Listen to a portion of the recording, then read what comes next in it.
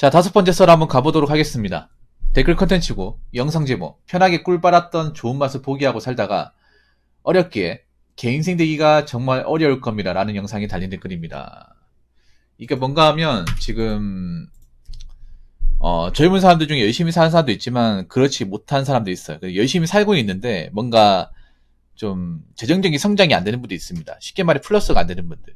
그러니까 자기 어떤 그런 재정적인 개념이 흑자가 되지 않는 분들, 돈이 모이지가 않는 사람들, 돈은 모이기는커녕 돈을 쓰느라 이제 플러스가 안 되고 되려 마이너스가 되는 사람들, 그런 분들이 좀 많아지는 것 같아서 좀 안타까워요. 뭐 꿀 빨았다고 말하기엔 좀 그렇습니다만 확실히 좀 나이가 어릴수록 뭔가 좀 문명의 편리함에 대한 혜택을 많이 받고 자라다 보니까 이 편리함이 기본 메타로 깔려있는 경우가 많아요. 뭐 스마트폰이 너무 당연하고, 최신형 스마트폰 쓰는 게 너무 당연하고, 브랜드 옷 입는 것도 당연하고, 브랜드 신발 신는 것도 당연하고, 그리고 좋은 어떤 그런 인프라가 갖추어진 환경에 사는 것도 당연하고. 근데 그게 엄밀히 말하면 당연한 게 아니거든요. 당연한 게 아니야. 근데 워낙에 어렸을 때부터 그걸 누리고 살다 보니까 포기가 안 되는 거예요. 그러니까 내가 누리고 살았던 삶의 어떤 아래도 있는 건데 밑에도 있거든요. 근데 이 밑은 생각해 본 적도 없고 상상하기도 싫은 거예요.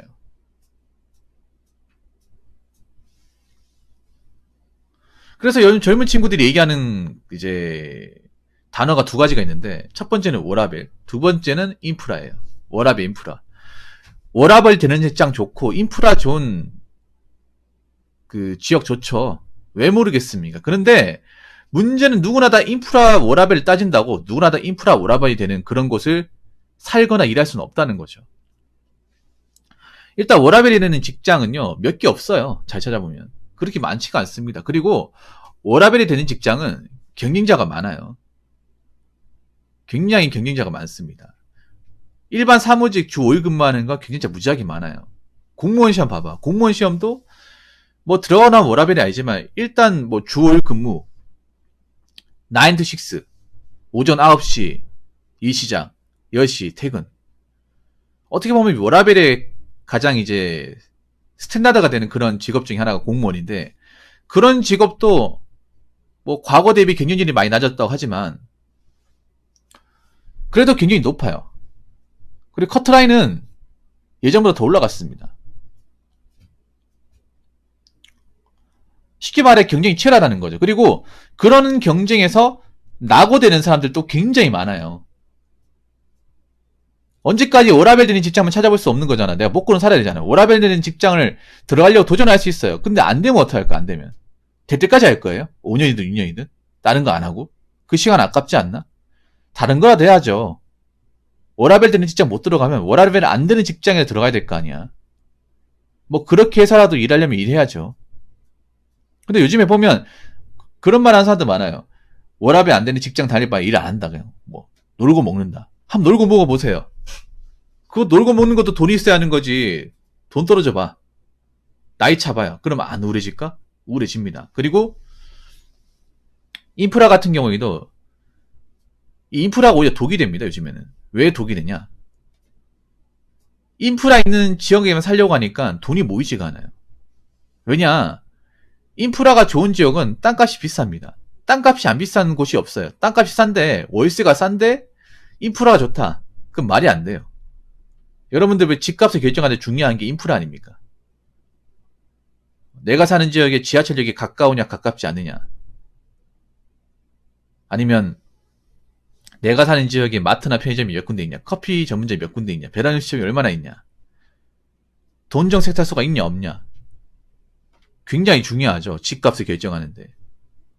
그러면 젊은 사람들이 그런 이제 인프라가 좋은 지역에 살다는 거는 거기에 주거 비용을 굉장히 많이 지불한다는 말이 됩니다.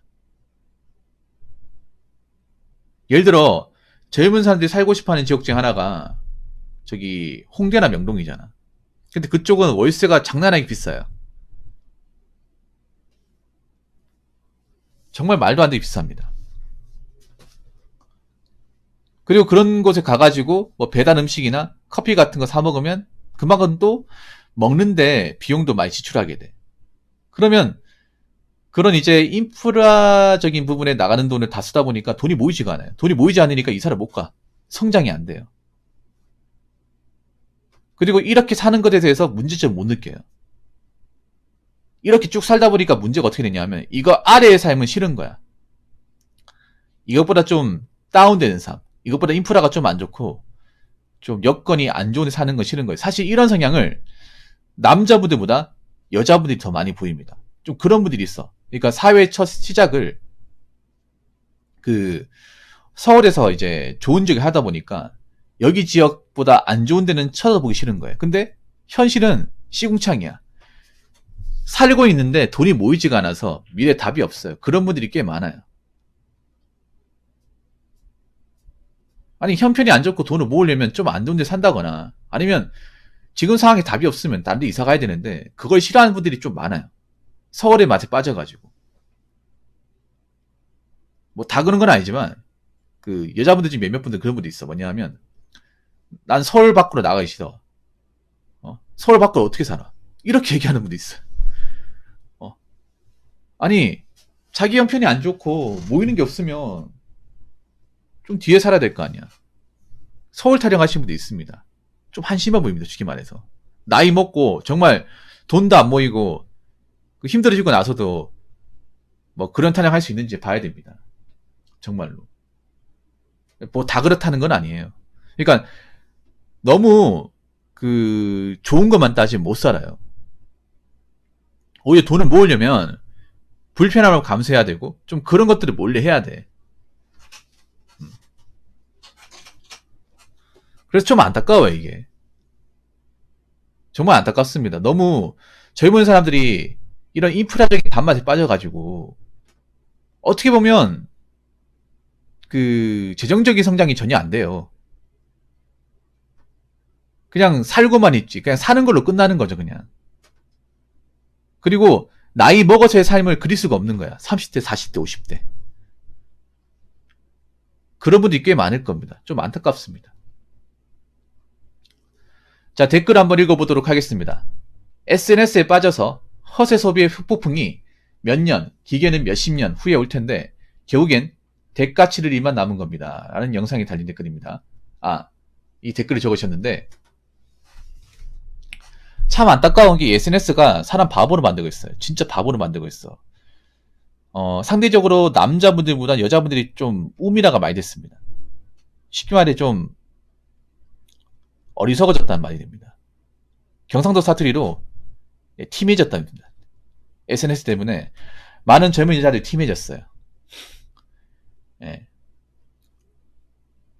자기들이 인정할지 모르겠지만 오히려 SNS를 하면 할수록 더 팀해지는 것 같아. 뭔가 현실 파악을 더 못하게 되고 오히려 그런 것들에 돈을 더 많이 쓰게 돼요.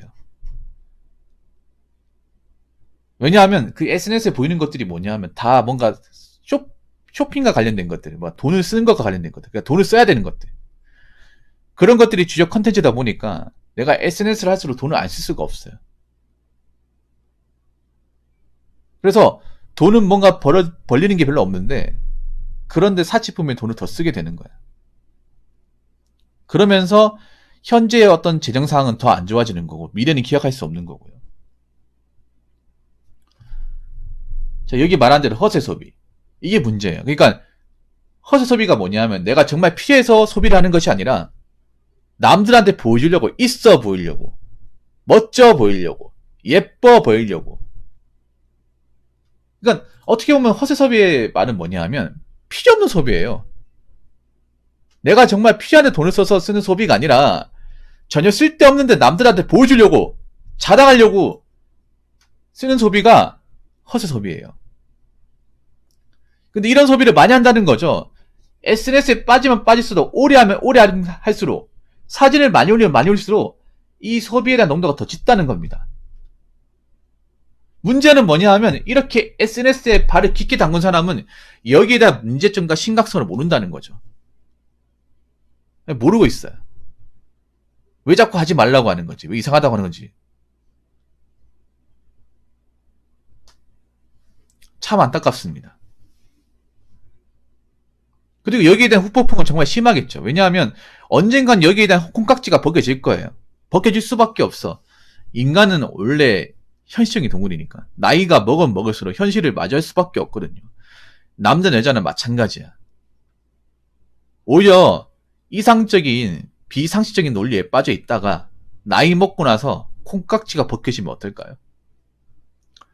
이제 와서 내 자신의 어떤 그런 있는 그들의 모습을 마주하게 된다면 어떨까? 저렇게 이제 SNS에 빠져서 젊은 날 벌어뒀던 돈을 허세 소비에 돈을 다 써버렸어. 그러다가 나이는 차버렸는데 뭐 결혼도 못했어요. 당연히 돈 없으니까 결혼도 못하겠죠. 그러고 나서 되돌아보니까 나는 모아놓은 돈도 없고 월세는 계속 살고 있고 나이 먹어서 이제 직장에서 버티기 힘들고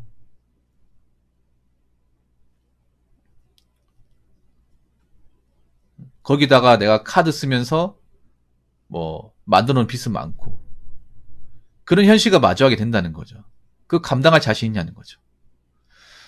죄송하지만 자신 있지 않을 겁니다. 이게 나는 좀 안타까운 게 그런 거예요. 이 SNS 때문에 물론 긍정적인 역할도 있지만 사실 긍정적인 거 별로 많지 않은 것 같아요. 솔직히 말해서 좀 부정적인 영향이 더 많은 것 같아. 자꾸 현실을 전면 돌파하려는 것보다 현실을 자꾸 외면하려고 하는 것 같아요. 이 SNS로. 그리고 좀 이성적으로 판단하기보다 자꾸 감성적인 논리로 이성을 뭔가 뭉개려고 하는 그런 행동을 많이 하잖아요.